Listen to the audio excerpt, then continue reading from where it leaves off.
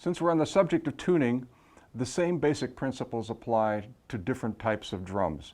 And by different types of drums, I want to talk to you a bit about the difference between a floating shell, which is the Premier, where no lugs are attached to the shell, and your more traditional style of drums, such as the Andante we have here, where the lugs are drilled into the shell and you have your tension bolts that connect your hoop to the actual flesh hoop of the head.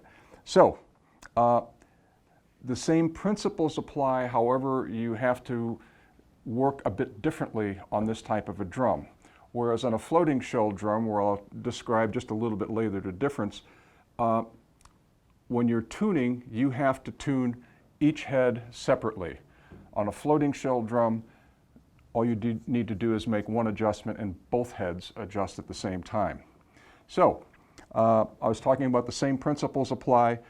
We assume that we took this out of the box. We went through the same process of tightening, taking the slack out, double checking the heads, the tension, everything else, and the same, what we talked about earlier.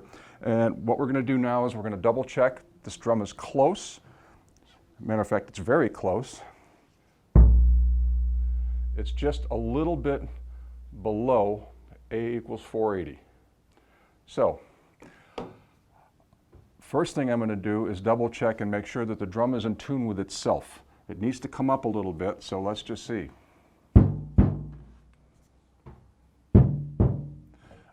Okay, I can tell that the left head is a little bit slack. Stand to come up just a little bit. So what I'll do is I'm going to go around and tap by every tension point and see if there's any particular lug or lugs that are just a little bit out, and I'll address them first since we need to tighten them up. So, and boom, found one right away. So I'm going to crank this one up.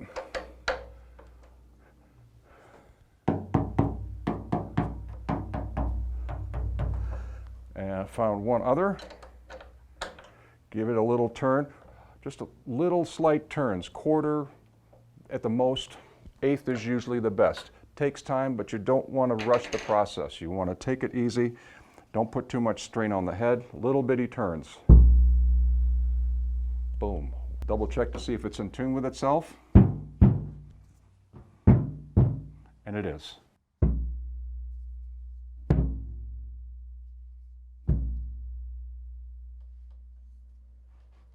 That's it.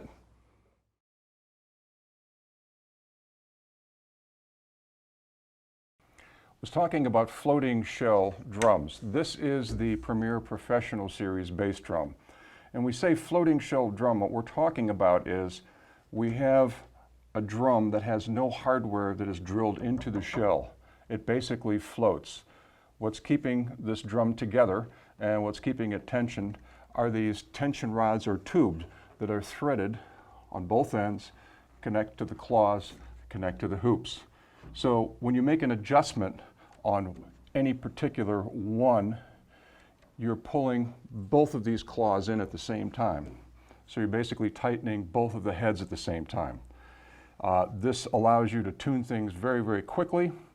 And in terms of balancing the head out from side to side, if one head is tighter than the other, let's say that this head is tighter than the other, you can hang on to one side of the drum, give this a push, and it will loosen this head and tighten the other. Or you can basically squeeze both of the heads together and listen for the balance. It's in tune with itself. I really don't need to apply pressure to one side or the other.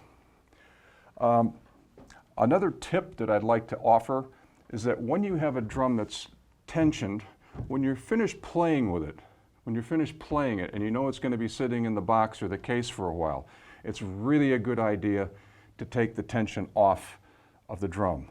Not all the way, but just start going around maybe a quarter of a turn at a time and do, say, anywhere from 5 to 6 turns to where you've taken the tension off of the drum. I know it requires that you tune the drum again, but the more you tune it, the faster you get at it, the better you get at it. It's a good idea. What this does is it prolongs the life of the heads. And especially if you have custom heads, they can be pretty expensive. So if you have tension on a drum for weeks, months at a time, different changes in temperature, humidity, and so on and so forth, it can have an overall effect on your drum. Taking the tension off, it's good for your drum. Keeps it going longer.